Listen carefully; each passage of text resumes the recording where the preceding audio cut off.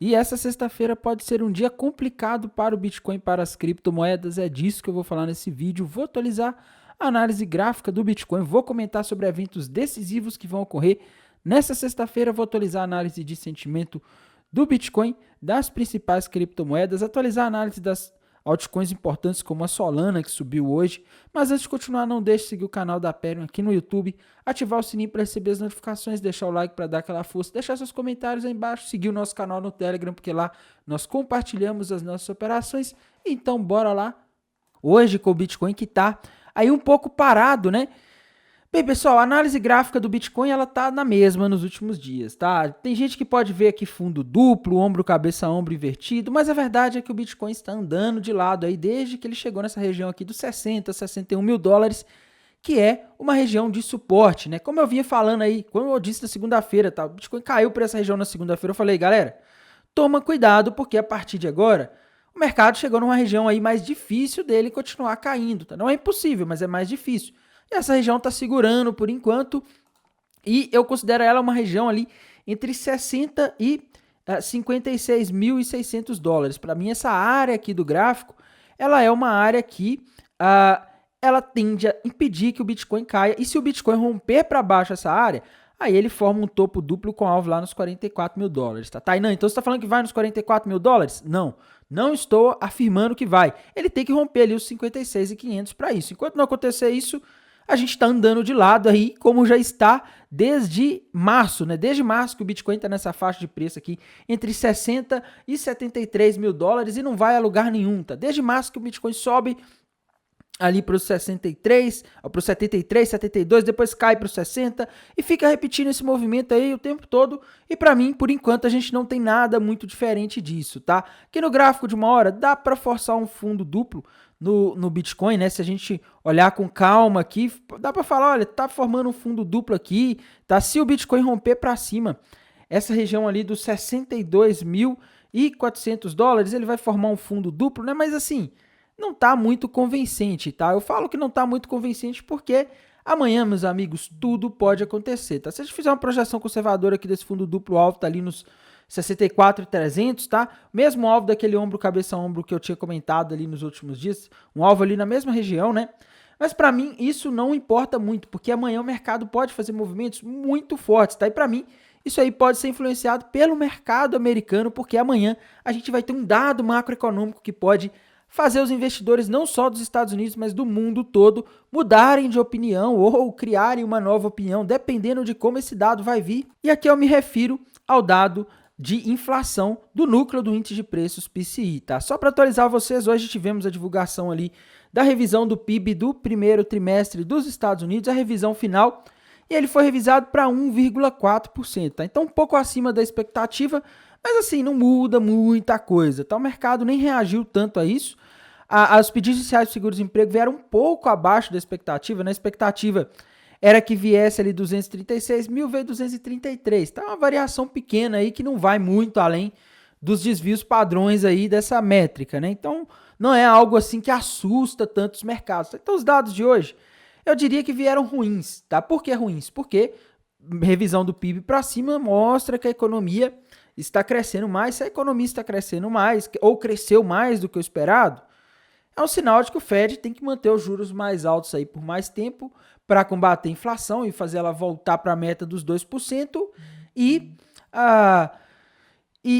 os juros altos para combater a inflação, ele tende a ser negativo para os ativos de risco como as criptomoedas, ele tende a causar desvalorização, tá? E amanhã a gente vai saber se essa inflação está convergindo para a meta ou não, porque às 9h30 da manhã dessa sexta-feira, dia 28 de junho, vai ser divulgado lá nos Estados Unidos o dado do núcleo do índice de preços PCI, que é o dado de inflação mais importante de todos, tá? Lembrando, pessoal, a gente tem dois dados principais. Tem o CPI, né, que é o outro dado aí que veio bom aí na última leitura, né? E a gente tem também o núcleo do índice de preços PCI. Esses dois medem a inflação ao consumidor lá dos Estados Unidos. O Fed, ele olha mais para o PCI e principalmente para o núcleo do PCI, tá? E a meta dele é para esse dado aqui, ele quer que isso chegue em 2, ele não tem meta para o CPI, mas tem meta aqui para o PCI. Então, esse dado é o dado mais importante. E a expectativa do mercado é que amanhã às 9h30 ele vem mostrando um crescimento na inflação do núcleo do índice de preço PCI de maio de 0,1%. Se vier um número acima disso, como 0,2%, é ruim, tá? É ruim porque vai estar mostrando aí que a inflação caiu na base anual menos do que o esperado, e se ela cair menos do que o esperado na base anual, vai ser um sinal de que o Fed vai ser forçado a manter essa política de juros. O mercado pode até começar a discutir de não ter cortes de juros em dezembro de 2024, que é o que está sendo discutido agora. Isso aí seria péssimo, tá? É só vocês verem o que aconteceu com o Bitcoin desde que começou essa discussão aí de que o Fed não vai mais cortar juros em setembro, quando saiu o último gráfico de pontos, né? Foi a partir dali que o Bitcoin começou a corrigir. O Bitcoin estava na região de 72 mil dólares, aí veio essa informação e o Bitcoin começou a cair, as criptomoedas começaram a cair, as altcoins menores começaram a derreter depois dessa notícia, né? Por quê? Porque juros mais altos por mais tempo faz com que os investidores prefiram renda fixa, tá? Se um juros está pagando muito bem e você ganha dinheiro deixando ele parado sem risco numa aplicação, você vai querer deixar ele lá, você não vai investir em ações e criptomoedas e ativos mais arriscados, tá? Então, essa informação aqui é extremamente relevante. A gente precisa que ele venha dentro do esperado, que é 0,1. Se isso acontecer, o mercado pode se alegrar, e pode acontecer melhor também, que é vir zero ou abaixo de zero, né? Mostrando uma deflação. Aí seria o melhor dos mundos, seria um cenário ótimo para o Bitcoin, para as criptomoedas, para ativos de risco em geral, tá? Se isso acontecer, a gente pode ter aí uma subida do mercado. Agora, ele vir dentro da expectativa aqui, eu não sei qual vai ser a efetividade disso, tá? Porque a gente tem que lembrar que muitos dos inputs que são usados para calcular o núcleo do índice de preços PCI, eles também são usados naquele outro indicador de inflação ao produtor, não ao consumidor, ao produtor, que é o PPI, índice de preço ao produtor, tá? E o último PPI veio mostrando uma deflação interessante, tá? Então o mercado tá meio que animado. Por isso que eu acho que se ele vier dentro da expectativa aqui, não vai ser uma festa tão grande como foi quando os últimos dados do CPI, por exemplo, vieram ali melhores do que a expectativa, tá? Porque esse aqui já está meio que precificado, o mercado já está esperando como ele pode vir. Agora, se ele vier abaixo, aí ótimo, aí vai ser show, porque vai estar mostrando que a inflação está caindo mais rápido do que os investidores esperam e que talvez ainda esse ano o Fed venha a cortar juros, tá? O mercado pode até voltar a apostar mais que a gente vai ter um corte de juros aí em setembro, se a gente começar a ter esses dados aí todos os meses seguidos vindo abaixo da expectativa, tá? Então isso daqui é de extrema relevância. Outro evento extremamente relevante que vai acontecer amanhã é um gigantesco vencimento de opções de criptomoedas, tá? Em torno de 10 bilhões de dólares, se eu não me engano, mais de 10 bilhões de dólares em opções de Bitcoin e Ethereum vão vencer amanhã só na Deribit. Lembrando que amanhã é o final não só de um trimestre, mas também de um semestre. Então, nas corretoras de futures de criptomoedas, por exemplo, você tem o encerramento de contratos aí trimestrais e semestrais, o que faz muitos investidores terem que fechar suas posições, tá? E muitas vezes os investidores eles usam essas opções aqui de Bitcoin e Ethereum, tá? E até os contratos futuros trimestrais ou semestrais das corretoras de criptomoedas para se proteger, tá? Para fazer um hedge ali e se proteger de possíveis quedas do Bitcoin, tá? O cara tá comprado em Bitcoin, ele compra ali umas opções de venda para proteger uma parte da posição dele. Se o Bitcoin cair, aquelas opções vão compensar o que ele está perdendo ali em caso de uma queda, tá? Tainan, mas por que isso é importante? Por que isso impacta o mercado? Bem, como amanhã as opções vencem, muitas pessoas costumam realocar suas carteiras, costumam modificar suas posições. Então, se alguém está muito comprado, por exemplo, em Bitcoins com opções de venda, a pessoa pode pegar outras opções aí com outro prazo, ou também pode falar, olha, beleza, chegou na data aqui que eu iria, que venceu o meu seguro, né, minha proteção, eu vou vender os bitcoins que eu tenho, ou eu vou comprar para quem está com opções, por exemplo, de quem está fora do Bitcoin, né, quem não está comprado em Bitcoin Spot e está comprado em opções, fala, beleza, venceu minhas opções aqui, me ajudou a me proteger, aí o mercado subiu nos últimos dias ou não, e agora eu vou comprar Bitcoin. Então isso acaba gerando volatilidade, porque nesse dia de vencimento de opções, você tem muitas pessoas vendendo, comprando, tanto Bitcoin quanto Ethereum. Tá aí, quando você tem volatilidade no Bitcoin e na Ethereum, você acaba tendo volatilidade nas altcoins também. Então amanhã tende a ser um dia turbulento. E um recado que eu dou, tá? Não fique tentando operar em horário e dia de vencimento de opção se você não está muito acostumado com isso, porque o mercado ele costuma fazer algumas armadilhas, tá? É muito comum nos dias de vencimento de opções o mercado subir de uma hora para outra ali e você olha e fala, nossa, tá subindo, vou comprar. Aí passa uma hora ali, o mercado simplesmente despenca. Tá? Por quê? Você tem um monte de gente comprando e vendendo o tempo todo ali no dia de vencimento de opções e isso vai gerando volatilidade. Volatilidade não significa que o mercado vai cair ou que vai subir. Significa que ele vai se movimentar rápido. Em alguns momentos isso é perigoso, principalmente para aquele pessoal que gosta de alavancar em mercados futuros, tá? Então amanhã é aquele famoso dia que é cemitério de traders alavancados, tá? Então tome muito cuidado, porque a gente não pode ignorar esses eventos e a gente tem que ver aqui onde que tá a liquidação, onde que as corretoras poderiam jogar o mercado, aproveitando dessas oportunidades aí da volatilidade de amanhã para pegar a liquidação da galera. E primeiro, pessoal, que a gente tem que ir aqui no TRDR, né? Indo aqui para o TRDR, a gente vê o que a gente já via nos últimos dias. O Open Interest está meio que parado hoje, né? O pessoal não está abrindo muitas posições hoje na Binance Futures, mas o que a gente vê aqui que chama atenção nos últimos dias é o Long Short Ratio em 2,5, né? O Long Short Ratio em 2,5 mostra que a gente tem muito mais pessoas apostando que o mercado vai subir do que ele vai cair. Geralmente, quando a maioria aposta que vai subir, o que as baleias fazem com o mercado? Elas jogam para baixo, tá? Então, a gente tem que tomar cuidado com isso, porque o TRDR aqui está dizendo que a gente pode sim ainda ter queda, que talvez não tenha liquidado o suficiente, tá, para as baleias pegarem todo o dinheiro que elas gostariam, né, do pessoal que está muito alavancado. Só que aqui na plataforma High Block a gente já tem uma visão um pouco diferente, tá? Se o TRDR está falando que a maioria está apostando aí que vai subir e que as baleias teoricamente jogariam o mercado para baixo para pegar aquela liquidez, aqui na plataforma High Block eu já vejo o contrário, tá? Quando eu vou aqui pro Liquidation Rich Map, olha só, tá muita liquidez ali, principalmente na região ali dos $63.400, tá? Ali acima tem bastante ali nos 64.600 também. Então assim, principalmente a região aqui dos 63.400 tem muita liquidez ali, tá? Então o Bitcoin poderia dar um repique aí amanhã para pegar essa liquidez acima.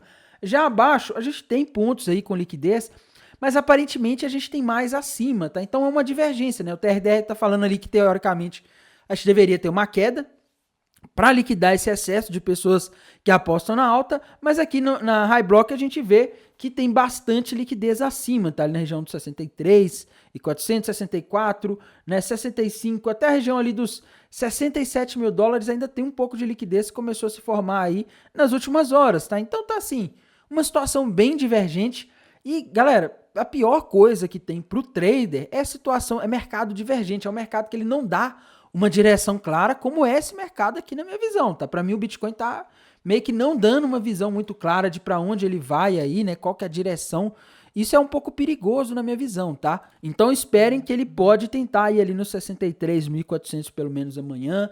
Ele pode fazer movimentos muito malucos amanhã e sem nenhum sentido, tá? E eu não pretendo abrir posições agora, né, esperando operar amanhã, principalmente no Bitcoin e da Ethereum, que são as moedas que vão vencer esses contratos, tá? Então, temos que ver aqui também a situação da Ethereum.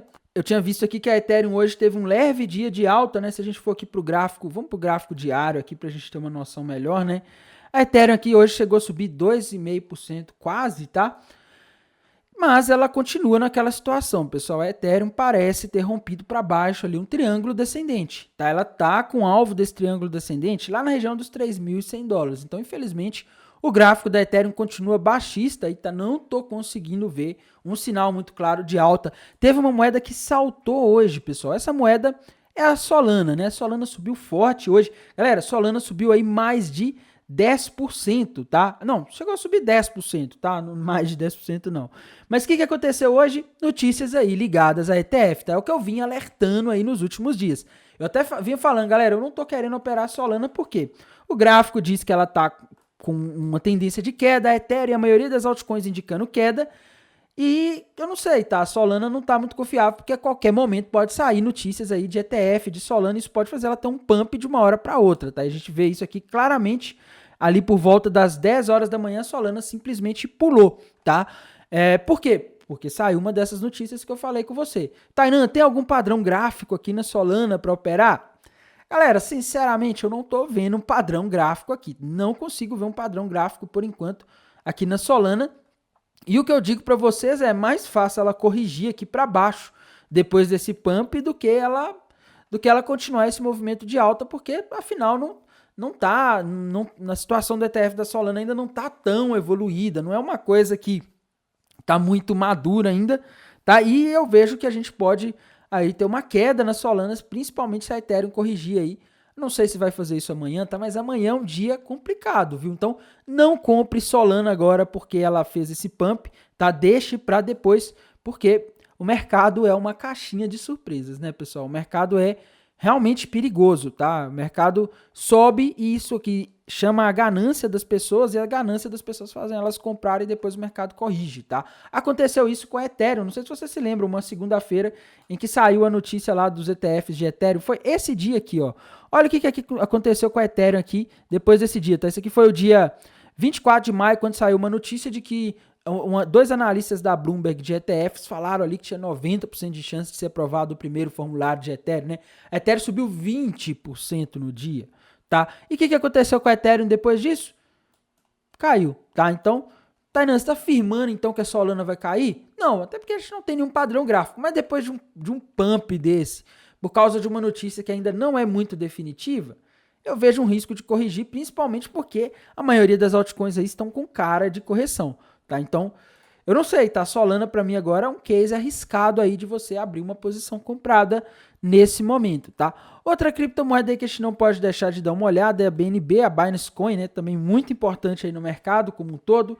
Ela rompeu para baixo o triângulo descendente nos últimos dias e para mim, apesar da subida de hoje aí, né, de 1,5%, subida pequena, ela continua com alvo na região dos 530, 520 dólares, tá? Então, essa é a situação que eu continuo vendo para a Binance Coin, não consigo ver uma outra situação ainda, tá? A da Cardano continua ali com um gráfico bem com carinha de queda, indicando que ela pode ir para os 34 centavos de dólares aí nos próximos dias ou horas, tá? Vamos ver como que vai ser amanhã, né? Provavelmente a gente vai ter volatilidade, ela pode reagir a isso, tá? Vamos ver aqui também o gráfico da Chainlink, que é uma das mais importantes, né? Chainlink, pessoal, como eu disse, tá? Agora a gente não tem padrões gráficos novos, mas se acontecer de ela romper para baixo aquela região ali dos 12 dólares, tá? 12 dólares e 50 centavos, ela forma um ombro, cabeça a ombro com alvo lá na região dos 7 dólares, tá? Então, Solana não tá numa situação aí das mais legais, a Chainlink também não tá numa situação das mais bonitas aí de gráfico, né? Tá uma situação um pouquinho arriscada aí, tá? Então, a Chainlink para mim tá com um gráfico bem perigoso, né? Temos que ver aqui também a XRP que estava formando um padrão ali, que ela ainda não rompeu, tá? Vou aqui pro gráfico da XRP, o SDT da Binance, né? Que ali a gente tem uma visão melhor de volume. E, assim, a Ripple, pessoal, para mim, ela tá numa situação aí que ela tá prestes a romper para baixo o triângulo descendente. Se ela romper, ela vai testar os 33 centavos, tá? E ela tá testando muito a região de suporte desse triângulo. Então, assim, eu acho que não precisa de acontecer muita coisa para ela cair aí não, tá? Outra criptomoeda aí que a gente não pode deixar de comentar é a Matic. Matic já atingiu o alvo daquele retângulo que a gente falou aqui alguns dias, semanas atrás aí. E para mim eu não vejo padrões gráficos novos na Matic por enquanto. Tá numa região de suporte agora. Quando ela formar algum outro padrão, a gente tenta aí montar uma operação nela, tá? No mais, pessoal, é isso. Tenham muito cuidado amanhã, porque amanhã não tende a ser um dia fácil nos mercados. Às 9h30 temos dado.